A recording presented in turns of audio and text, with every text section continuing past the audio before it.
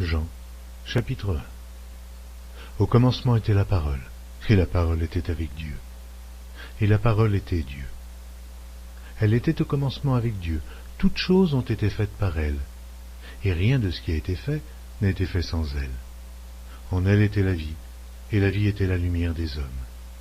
La lumière luit dans les ténèbres, et les ténèbres ne l'ont point reçue. Il y eut un homme envoyé de Dieu, son nom était Jean. Il vint pour servir de témoin, pour rendre témoignage à la lumière, afin que tous crussent par lui. Oh, il n'était pas la lumière, mais il parut pour rendre témoignage à la lumière. Cette lumière était la véritable lumière qui, en venant dans le monde, éclaire tout homme. Elle était dans le monde, et le monde a été fait par elle, et le monde ne l'a point connue. Elle est venue chez les siens, et les siens ne l'ont point reçue.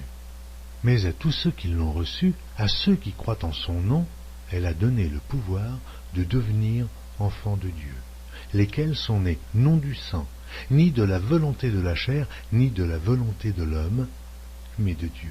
Et la parole a été faite chair, et elle habitait parmi nous pleine de grâce et de vérité. Et nous avons contemplé sa gloire, une gloire comme la gloire du Fils unique venu du Père. Jean lui a rendu témoignage et s'est écrié, « C'est celui dont j'ai dit, celui qui vient après moi m'a précédé, car il était avant moi. » Et nous avons tous reçu de sa plénitude et grâce pour grâce, car la loi a été donnée par Moïse. La grâce et la vérité sont venues par Jésus-Christ. Oh, personne n'a jamais vu Dieu. Le Fils unique, qui est dans le sein du Père, est celui qui l'a fait connaître. Voici le témoignage de Jean, lorsque les Juifs envoyèrent de Jérusalem des sacrificateurs et des Lévites pour lui demander, « Et toi, qui es-tu » Il déclara, il ne le nia point, il déclara qu'il n'était pas le Christ. Ils lui demandèrent, « Quoi donc? Es-tu Élie » Et il dit, « Je ne le suis point. » « Es-tu le prophète » Et il répondit, « Non. » Ils lui dirent alors, « Mais qui es-tu » afin que nous donnions une réponse à ceux qui nous ont envoyés. « Que dis-tu de toi-même » Moi, dit-il, je suis la voix de celui qui crie dans le désert. Aplanissez le chemin du Seigneur, comme a dit Ésaïe, le prophète. Ceux qui avaient été envoyés étaient des pharisiens. Ils lui firent encore cette question. « Pourquoi donc baptises-tu si tu n'es pas le Christ, ni Élie, ni le prophète » Jean leur répondit, « Moi je baptise d'eau, mais au milieu de vous, il y a quelqu'un que vous ne connaissez pas, qui vient après moi. Je ne suis pas digne de délier la courroie de ses souliers. » Ces choses se passèrent à Béthanie, au-delà du Jourdain, où Jean baptisait. Le lendemain, il vit Jésus venant à lui, et il dit, « Voici l'agneau de Dieu, qui ôte le péché du monde. C'est celui dont j'ai dit, après moi vient un homme, qui m'a précédé, car il était avant moi. Oh, je ne le connaissais pas, mais c'est afin qu'il fût manifesté à Israël que je suis venu baptiser d'eau. » Jean rendit ce témoignage. J'ai vu l'Esprit descendre du ciel, comme une colombe, et s'arrêter sur lui. Je ne le connaissais pas. Mais celui qui m'a envoyé baptiser d'eau, celui-là m'a dit, « Celui sur qui tu verras l'Esprit descendre et s'arrêter, c'est celui qui baptise du Saint-Esprit. » Et j'ai vu, et j'ai rendu témoignage qu'il est le Fils de Dieu. Le lendemain, Jean était encore là, avec 2 de ses disciples, et, ayant regardé Jésus qui passait, il dit, « Voilà l'agneau de Dieu. » Les 2 disciples l'entendirent prononcer ces paroles, et ils suivirent Jésus. Jésus se retourna, et voyant qu'ils le suivaient, il leur dit, « Que cherchez-vous » Ils lui répondirent, « Rabbi » ce qui signifie « Maître » où demeures-tu ? Venez, leur dit-il, et voyez. Ils allèrent, et ils virent où il demeurait, et ils restèrent auprès de lui ce jour-là, c'était environ la 10e heure. André, frère de Simon-Pierre, était l'un des 2 qui avait entendu les paroles de Jean et qui avait suivi Jésus. Ce fut lui qui rencontra le premier son frère, Simon, et il lui dit, « Nous avons trouvé le Messie » ce qui signifie Christ. Et il le conduisit vers Jésus. Jésus, l'ayant regardé, dit, « Tu es Simon, fils de Jonas. Tu seras appelé Céphas, ce qui signifie Pierre. » Le lendemain, Jésus voulut se rendre en Galilée, où il rencontra Philippe, et il lui dit, « Suis-moi. » Philippe était de Bethsaïda, de la ville d'André et de Pierre. Philippe rencontra Nathanaël et lui dit, « Nous avons trouvé celui de qui Moïse a écrit dans la loi et dont les prophètes ont parlé, Jésus de Nazareth, fils de Joseph. Nathanaël lui dit, peut-il venir de Nazareth quelque chose de bon? Philippe lui répondit, viens et vois. Jésus, voyant venir à lui Nathanaël, dit de lui, voici vraiment un Israélite, dans lequel il n'y a point de fraude. D'où me connais-tu? Lui dit Nathanaël.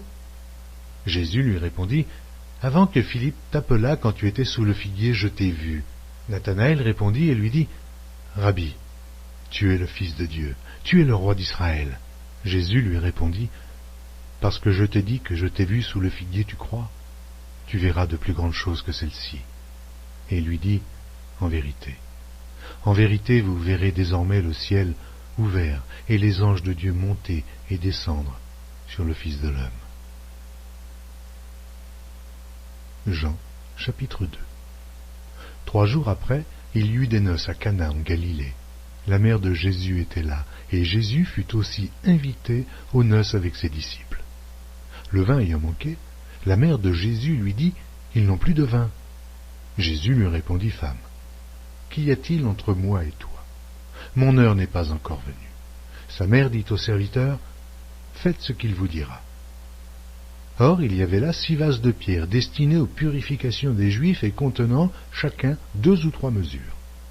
Jésus leur dit, remplissez d'eau ces vases, et ils les remplirent jusqu'au bord. Puisez maintenant, leur dit-il, et portez-en à l'ordonnateur du repas, et ils en portèrent. Quand l'ordonnateur du repas eut goûté l'eau changée en vin, ne sachant d'où venait ce vin, tandis que les serviteurs, qui avaient puisé l'eau, le savaient bien, il appela l'époux, et lui dit, tout homme sert d'abord le bon vin, puis le moins bon, après qu'on s'est enivré. Toi, tu as gardé le bon vin jusqu'à présent.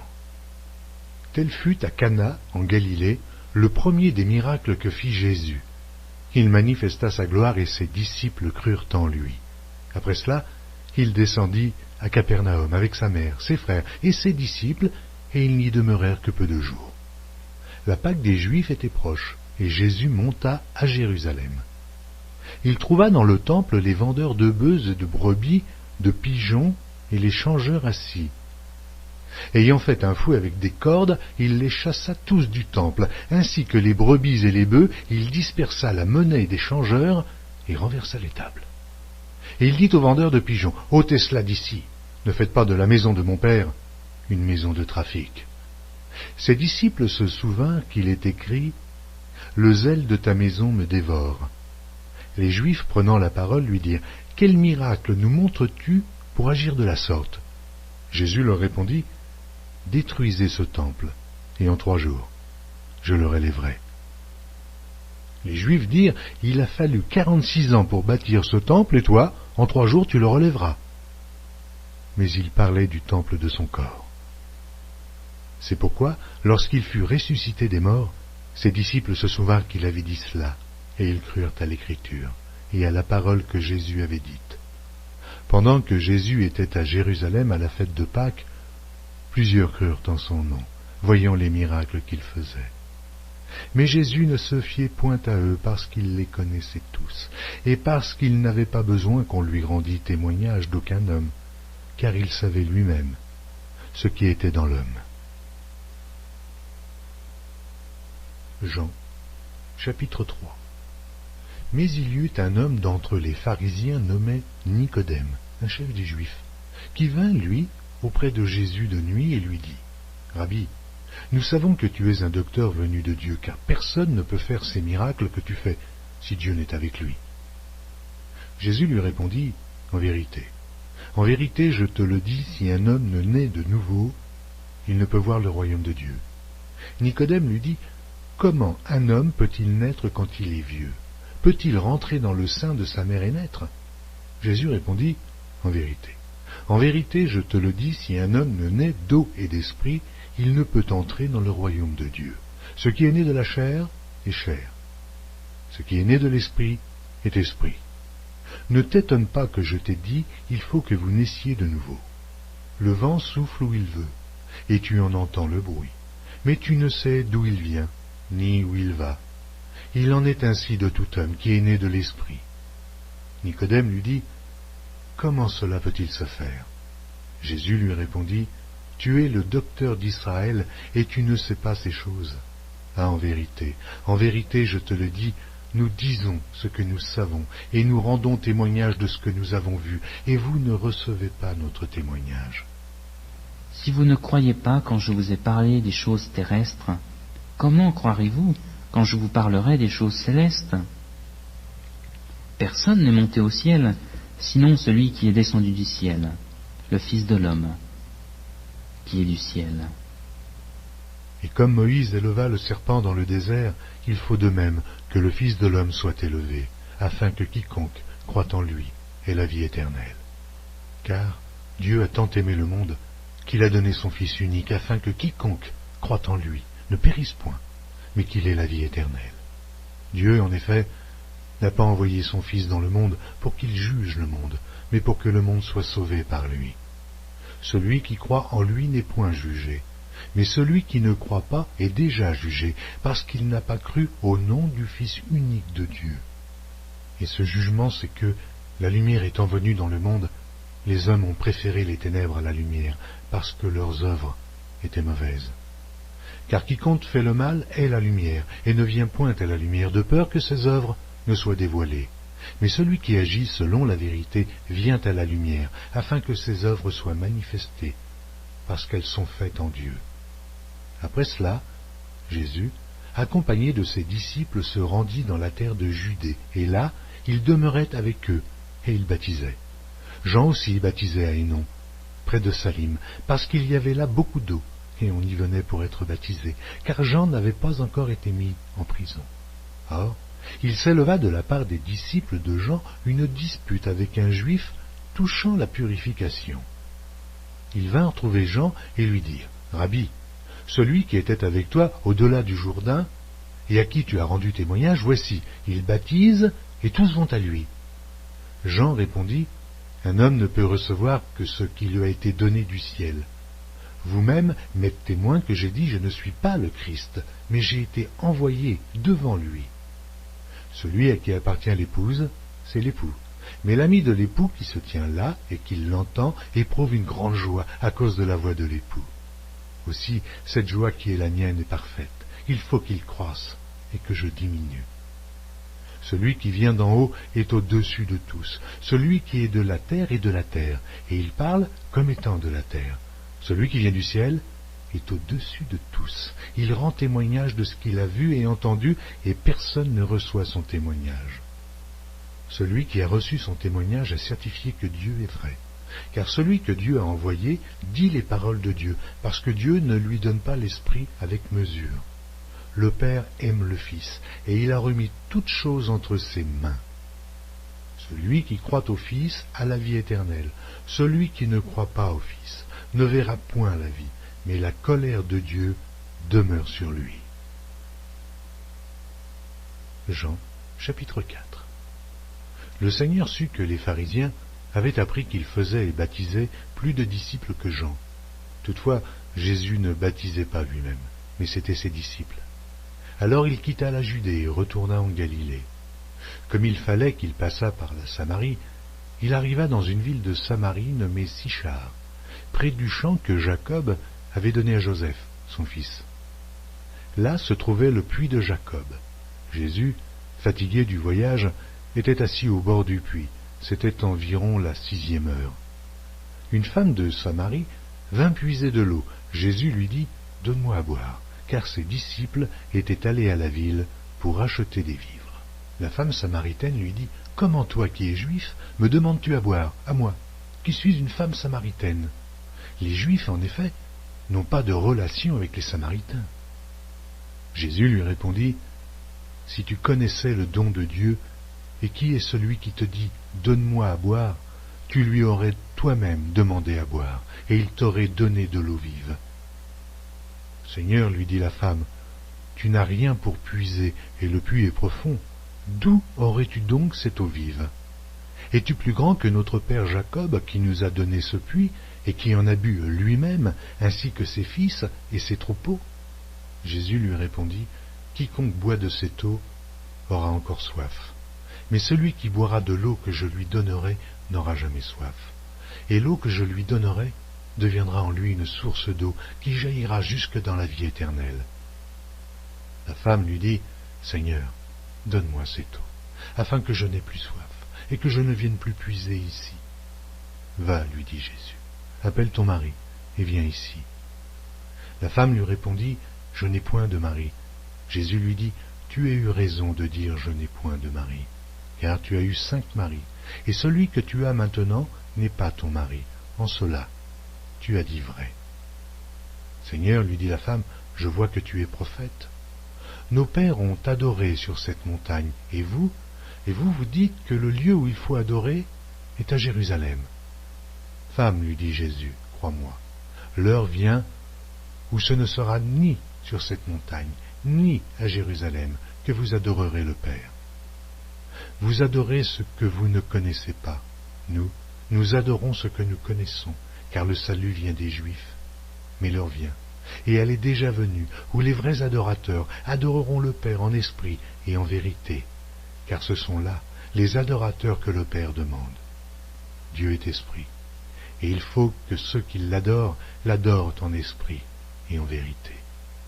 La femme lui dit, « Je sais que le Messie doit venir, celui qu'on appelle Christ. Quand il sera venu, il nous annoncera toutes choses. » Jésus lui dit, « Je le suis, moi qui te parle. » Là-dessus arrivèrent ses disciples qui furent étonnés de ce qu'il parlait avec une femme. Toutefois, aucun ne dit « Que demandes-tu » ou « De quoi parles-tu avec elle ?» Alors la femme, ayant laissé sa cruche, s'en alla dans la ville et dit aux gens, « Venez voir un homme qui m'a tout dit ce que j'ai fait. Ne serait-ce point le Christ ?» Ils sortirent de la ville et ils vinrent vers lui. Pendant ce temps, les disciples le pressaient de manger, disant, « Rabbi, mange. » Mais il leur dit, « J'ai à manger une nourriture que vous ne connaissez pas. » Les disciples se disaient donc les uns aux autres, « Quelqu'un lui aurait-il apporté à manger ?» Jésus leur dit, « Ma nourriture est de faire la volonté de celui qui m'a envoyé et d'accomplir son œuvre. Ne dites-vous pas qu'il y a encore 4 mois jusqu'à la moisson? Voici, je vous le dis, levez les yeux et regardez les champs qui déjà blanchissent pour la moisson. Celui qui moissonne reçoit un salaire et amasse des fruits pour la vie éternelle, afin que celui qui sème et celui qui moissonne se réjouissent ensemble. Car en ceci, ce qu'on dit est vrai. Autre est celui qui sème, et autre celui qui moissonne. Je vous ai envoyé moissonner ce que vous n'avez pas travaillé. D'autres ont travaillé, et vous êtes rentrés dans leur travail. » Plusieurs Samaritains de cette ville crurent en Jésus à cause de cette déclaration formelle de la femme. « Il m'a dit tout ce que j'ai fait. » Aussi, quand les Samaritains vinrent le trouver, ils le prièrent de rester auprès d'eux, et il resta là 2 jours. Un beaucoup plus grand nombre crurent à cause de sa parole. Et il disait à la femme, « Ce n'est plus à cause de ce que tu nous as dit que nous croyons, car nous l'avons entendu nous-mêmes, et nous savons qu'il est vraiment le Sauveur du monde. » Après ces 2 jours, Jésus partit de là pour se rendre en Galilée, car il avait déclaré lui-même qu'un prophète n'est pas honoré dans sa propre patrie. Lorsqu'il arriva en Galilée, il fut bien reçu des Galiléens qui avaient vu tout ce qu'il avait fait à Jérusalem pendant la fête, car eux aussi étaient allés à la fête. Il retourna donc à Cana en Galilée, où il avait changé l'eau en vin. Il y avait là à Capernaum un officier du roi dont le fils était malade. Ayant appris que Jésus était venu de Judée en Galilée, il alla vers lui et le pria de descendre et de guérir son fils, qui était près de mourir. Jésus lui dit, « Si vous ne voyez des miracles et des prodiges, vous ne croyez point. » L'officier du roi lui dit, « Seigneur, descends avant que mon enfant meure. » « Va, lui dit Jésus, ton fils vit. » Et cet homme crut à la parole que Jésus lui avait dite, et il s'en alla. Comme déjà il descendait, ses serviteurs venant à sa rencontre lui apportèrent cette nouvelle, « Ton enfant vit. » Il leur demanda à quelle heure il s'était trouvé mieux, et ils lui dirent, « Hier, à la 7e heure, la fièvre l'a quitté. » Le père reconnut que c'était à cette heure-là que Jésus lui avait dit, « Ton fils vit. » Et il crut, lui et toute sa maison. Jésus fit encore ce second miracle lorsqu'il fut venu de Judée en Galilée. Chapitre 5. Après cela, il y eut une fête des Juifs, et Jésus monta à Jérusalem. Or, à Jérusalem, près de la porte des brebis, il y a une piscine qui s'appelle en hébreu Bethesda, et qui a 5 portiques. Sous ces portiques étaient couchés en grand nombre des malades, des aveugles, des boiteux, des paralytiques, qui attendaient le mouvement de l'eau, car un ange descendait de temps en temps dans la piscine et agitait l'eau. Et celui qui y descendait le premier, après que l'eau avait été agitée, était guéri, quelle que fût sa maladie. Là se trouvait un homme malade depuis 38 ans. Jésus, l'ayant vu coucher, et sachant qu'il était malade depuis longtemps, lui dit, « Veux-tu être guéri ?» Le malade lui répondit, « Seigneur, je n'ai personne pour me jeter dans la piscine quand l'eau est agitée, et, pendant que j'y vais, un autre descend avant moi. »« Lève-toi, » lui dit Jésus, « prends ton lit, et marche. » Aussitôt cet homme fut guéri. Il prit son lit, et marcha. C'était un jour de sabbat. Les Juifs dirent donc à celui qui avait été guéri, « C'est le sabbat, il ne t'est pas permis d'emporter ton lit. » Il leur répondit, « Celui qui m'a guéri m'a dit, « Prends ton lit et marche. » Ils lui demandèrent, « Qui est l'homme qui t'a dit, « Prends ton lit et marche » ?» Mais celui qui avait été guéri ne savait pas qui c'était, car Jésus avait disparu de la foule qui était en ce lieu. Depuis, Jésus le trouva dans le temple et lui dit, « Voici, tu as été guéri, ne pêche plus, de peur qu'il ne t'arrive quelque chose de pire. » Cet homme s'en alla et annonça aux Juifs que c'était Jésus qui l'avait guéri. C'est pourquoi les Juifs poursuivaient Jésus, parce qu'il faisait ces choses le jour du sabbat. Mais Jésus leur répondit, « Mon Père agit jusqu'à présent, moi aussi, j'agis. » À cause de cela, les Juifs cherchaient encore plus à le faire mourir, non seulement parce qu'il violait le sabbat, mais parce qu'il appelait Dieu son propre Père, se faisant lui-même égal à Dieu. Jésus reprit donc la parole et leur dit, « En vérité, je vous le dis, le Fils ne peut rien faire de lui-même, il ne fait que ce qu'il voit faire au Père, et tout ce que le Père fait, le Fils aussi le fait pareillement. Car le Père aime le Fils, et lui montre tout ce qu'il fait, et il lui montrera des œuvres plus grandes que celles-ci, afin que vous soyez dans l'étonnement. Car, comme le Père ressuscite les morts et donne la vie, ainsi le Fils donne la vie à qui il veut. Le Père ne juge personne, mais il a remis tout jugement au Fils, afin que tous honorent le Fils comme ils honorent le Père. Celui qui n'honore pas le Fils n'honore pas le Père qui l'a envoyé. En vérité, je vous le dis, celui qui écoute ma parole et qui croit à celui qui m'a envoyé a la vie éternelle et ne vient point en jugement, mais il est passé de la mort à la vie. En vérité, je vous le dis, l'heure vient, et elle est déjà venue, où les morts entendront la voix du Fils de Dieu, et ceux qui l'auront entendu vivront. Car, comme le Père a la vie en lui-même, ainsi il a donné au Fils d'avoir la vie en lui-même. Et il lui a donné le pouvoir de juger, parce qu'il est Fils de l'homme. Ne vous étonnez pas de cela, car l'heure vient où tous ceux qui sont dans les sépulcres entendront sa voix et en sortiront.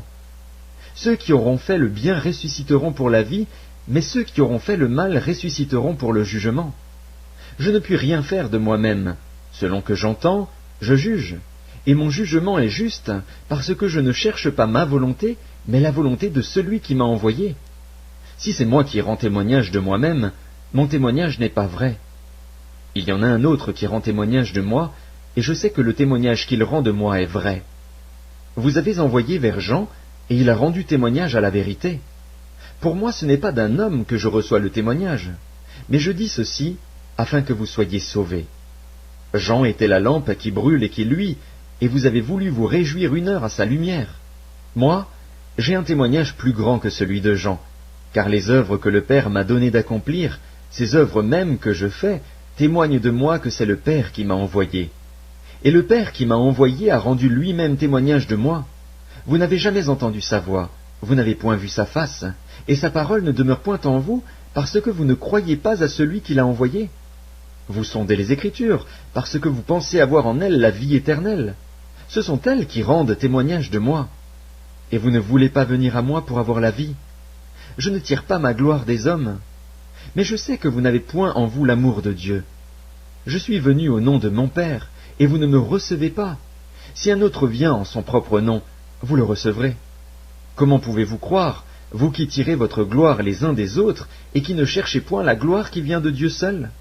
Ne pensez pas que moi je vous accuserai devant le Père. Celui qui vous accuse, c'est Moïse, en qui vous avez mis votre espérance. Car si vous croyiez Moïse, vous me croiriez aussi, parce qu'il a écrit de moi. Mais si vous ne croyez pas à ses écrits, comment croirez-vous à mes paroles? Jean, chapitre 6. Après cela, Jésus s'en alla de l'autre côté de la mer de Galilée, de Tibériade. Une grande foule le suivait parce qu'elle voyait les miracles qu'il opérait sur les malades. Jésus monta sur la montagne et là, il s'assit avec ses disciples. Or la Pâque était proche, la fête des Juifs.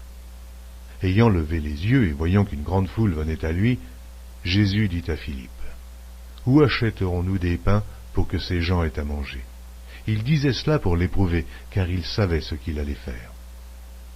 Philippe lui répondit, « Mais les pains qu'on aurait pour 200 deniers ne suffiraient pas pour que chacun en reçût un peu. » Un de ses disciples, André, frère de Simon, Pierre, lui dit, « Il y a ici un jeune garçon qui a 5 pains d'orge et 2 poissons. Mais qu'est-ce que cela pour tant de gens ?» Jésus dit, « Faites-les asseoir. » Il y avait dans ce lieu beaucoup d'herbes. Ils s'assirent donc, au nombre d'environ 5000 hommes. Jésus prit les pains, rendit grâce, et les distribua à ceux qui étaient assis. Il leur donna de même des poissons, autant qu'ils en voulurent. Lorsqu'ils furent rassasiés, il dit à ses disciples, « Ramassez les morceaux qui restent, afin que rien ne se perde. » Ils les ramassèrent donc, et ils remplirent 12 paniers avec les morceaux qui restèrent des 5 pains d'orge, après que tous eurent mangé. Ces gens, ayant vu le miracle que Jésus avait fait, disaient, « Celui-ci est vraiment le prophète qui doit venir dans le monde. » Et Jésus, sachant qu'il allait venir l'enlever pour le faire roi, se retira de nouveau sur la montagne, lui seul. Quand le soir fut venu, ses disciples descendirent au bord de la mer. Étant montés dans une barque, ils traversaient la mer pour se rendre à Capernaum. Il faisait déjà nuit, et Jésus ne les avait pas encore rejoints. Il soufflait un grand vent, et la mer était agitée. Après avoir ramé environ 25 ou 30 stades, ils virent Jésus marchant sur la mer et s'approchant de la barque, et ils eurent peur.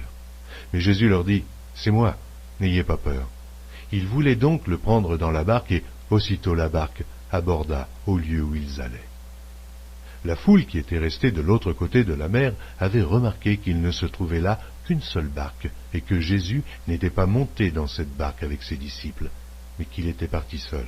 Le lendemain, comme d'autres barques étaient arrivées de Tibériade, près du lieu où ils avaient mangé le pain après que le Seigneur eut rendu grâce, les gens de la foule, ayant vu que ni Jésus ni ses disciples n'étaient là, montèrent eux-mêmes dans ces barques et allèrent à Capernaum à la recherche de Jésus. Et, l'ayant trouvé au-delà de la mer, ils lui dirent, « Rabbi, quand es-tu venu ici ?» Jésus leur répondit, « En vérité, je vous le dis, vous me cherchez non parce que vous avez vu des miracles, mais parce que vous avez mangé des pains et que vous avez été rassasiés. Travaillez non pour la nourriture qui périt, mais pour celle qui subsiste pour la vie éternelle, et que le Fils de l'homme vous donnera. Car c'est lui que le Père, que Dieu a marqué de son sceau. » Ils lui dirent, « Que devons-nous faire pour faire les œuvres de Dieu ?» Jésus leur répondit, « L'œuvre de Dieu, c'est que vous croyiez en celui qui l'a envoyé. » « Quel miracle fais-tu donc, lui dirent-ils, afin que nous le voyions et que nous croyions en toi? Que fais-tu? Nos pères ont mangé la manne dans le désert, selon ce qui est écrit, il leur donna le pain du ciel à manger. » Jésus leur dit, « En vérité, je vous le dis, Moïse ne vous a pas donné le pain du ciel, mais mon Père vous donne le vrai pain du ciel. Car le pain de Dieu, c'est celui qui descend du ciel et qui donne la vie au monde. » Ils lui dirent, « Seigneur, donne-nous toujours ce pain. » Jésus leur dit, « Je suis le pain de vie. Celui qui vient à moi n'aura jamais faim, et celui qui croit en moi n'aura jamais soif. Mais, je vous l'ai dit, vous m'avez vu, et vous ne croyez point. Tous ceux que le Père me donne viendront à moi, et je ne mettrai pas dehors celui qui vient à moi, car je suis descendu du ciel pour faire non ma volonté, mais la volonté de celui qui m'a envoyé. Or, la volonté de celui qui m'a envoyé, c'est que je ne perde rien de tout ce qu'il m'a donné, mais que je le ressuscite au dernier jour. La volonté de mon Père, c'est que quiconque voit le Fils et croit en lui ait la vie éternelle, et je le ressusciterai au dernier jour. Les Juifs murmuraient à son sujet parce qu'il avait dit « Je suis le pain qui est descendu du ciel ». Et ils disaient « N'est-ce pas là Jésus, le fils de Joseph, celui dont nous connaissons le Père et la Mère? Comment donc dit-il « Je suis descendu du ciel » ?» Jésus leur répondit « Ne murmurez pas entre vous. Nul ne peut venir à moi si le Père qui m'a envoyé ne l'attire, et je le ressusciterai au dernier jour. Il est écrit dans les prophètes, ils seront tous enseignés de Dieu. Ainsi, quiconque a entendu le Père et a reçu son enseignement vient à moi. C'est que nul n'a vu le Père, sinon celui qui vient de Dieu. Celui-là a vu le Père, en vérité. En vérité, je vous le dis, celui qui croit en moi a la vie éternelle. Je suis le pain de vie. Vos pères ont mangé la manne dans le désert et ils sont morts. C'est ici le pain qui descend du ciel afin que celui qui en mange ne meure point. Je suis le pain vivant qui est descendu du ciel. Si quelqu'un mange de ce pain, il vivra éternellement. Et le pain que je donnerai, c'est ma chair, que je donnerai pour la vie du monde. Là-dessus, les Juifs disputaient entre eux, disant « Comment peut-il nous donner sa chair à manger ?» Jésus leur dit « En vérité, je vous le dis, si vous ne mangez la chair du Fils de l'homme, et si vous ne buvez son sang, vous n'avez point la vie en vous-même. Celui qui mange ma chair et qui boit mon sang a la vie éternelle, et je le ressusciterai au dernier jour. Car ma chair est vraiment une nourriture, et mon sang vraiment un breuvage. Celui qui mange ma chair et qui boit mon sang demeure en moi, et je demeure en lui. Comme le Père qui est vivant m'a envoyé et que je vis par le Père, ainsi celui qui me mange vivra par moi. Car c'est ici le pain qui est descendu du ciel. Il n'en est pas comme de vos pères qui ont mangé la manne et qui sont morts. Celui qui mange ce pain vivra éternellement. » Jésus dit ces choses dans la synagogue, enseignant à Capernaum. Plusieurs de ses disciples, après l'avoir entendu, dirent « Cette parole est dure, qui peut l'écouter ?»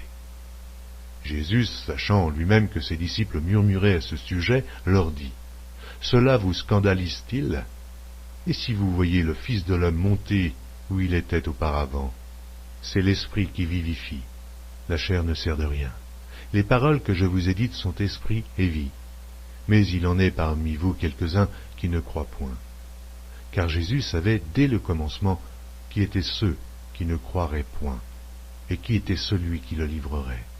Et il ajouta, « C'est pourquoi je vous ai dit que nul ne peut venir à moi si cela ne lui a été donné par le Père. » Dès ce moment, plusieurs de ses disciples se retirèrent, et ils n'allaient plus avec lui. Jésus donc dit aux 12, « Et vous, ne voulez-vous pas aussi vous en aller ?» Simon-Pierre lui répondit, « Seigneur, à qui irions-nous? Tu as les paroles de la vie éternelle.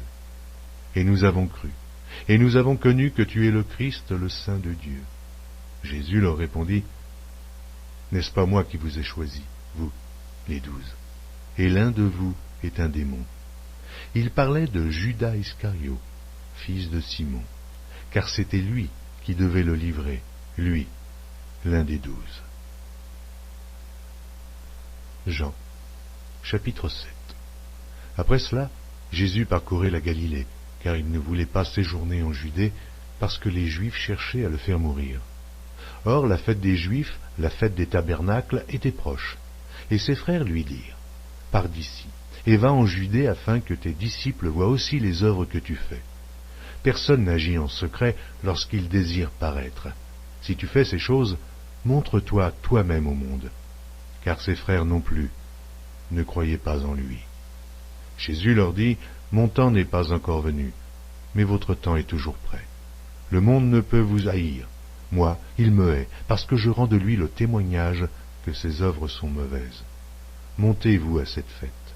Pour moi, je n'y monte point, parce que mon temps n'est pas encore accompli. » Après leur avoir dit cela, il resta en Galilée. Lorsque ses frères furent montés à la fête, il y monta aussi lui-même, non publiquement, mais comme en secret.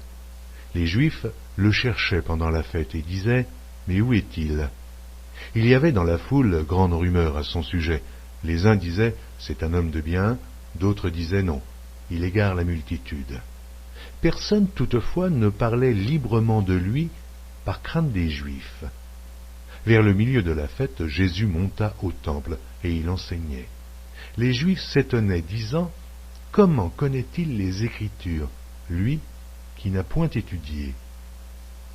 Jésus leur répondit « Ma doctrine n'est pas de moi, mais de celui qui m'a envoyé. Si quelqu'un veut faire sa volonté, il connaîtra si ma doctrine est de Dieu, ou si je parle de mon chef. Celui qui parle de son chef cherche sa propre gloire, mais celui qui cherche la gloire de celui qui l'a envoyé, celui-là est vrai, et il n'y a point d'injustice en lui. Moïse ne vous a-t-il pas donné la loi, et nul de vous n'observe la loi? Pourquoi cherchez-vous à me faire mourir? La foule répondit, « Tu as un démon. Qu'est-ce qui cherche à te faire mourir ?» Jésus leur répondit, « J'ai fait une œuvre, et vous en êtes tous étonnés. Moïse vous a donné la circoncision, non qu'elle vienne de Moïse, car elle vient des patriarches. Si vous circoncisez un homme le jour du Shabbat, si un homme reçoit la circoncision le jour du Shabbat, afin que la loi de Moïse ne soit pas violée, pourquoi vous irritez-vous contre moi de ce que j'ai guéri un homme tout entier le jour du Shabbat?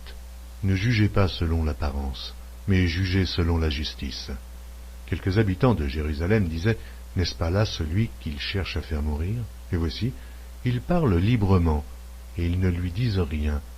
Est-ce que vraiment les chefs auraient reconnu qu'il est le Christ? Cependant, celui-ci, nous savons d'où il est, mais le Christ, quand il viendra, personne ne saura d'où il est. » Et Jésus, enseignant dans le temple, s'écria, « Vous me connaissez, et vous savez d'où je suis.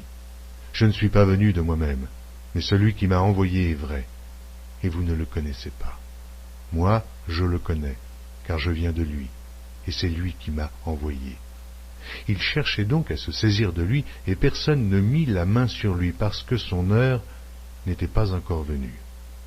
Plusieurs parmi la foule crurent en lui, et ils disaient, « Le Christ, quand il viendra, fera-t-il plus de miracles que n'en fait celui-ci » Les pharisiens entendirent la foule murmurant de lui ces choses, alors les principaux sacrificateurs et les pharisiens envoyèrent des huissiers pour le saisir.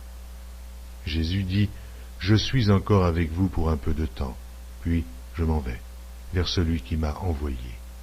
Vous me chercherez et vous ne me trouverez pas, et vous ne pourrez venir où je serai. » Sur quoi les Juifs dirent entre eux, « Où ira-t-il, que nous ne le trouvions pas?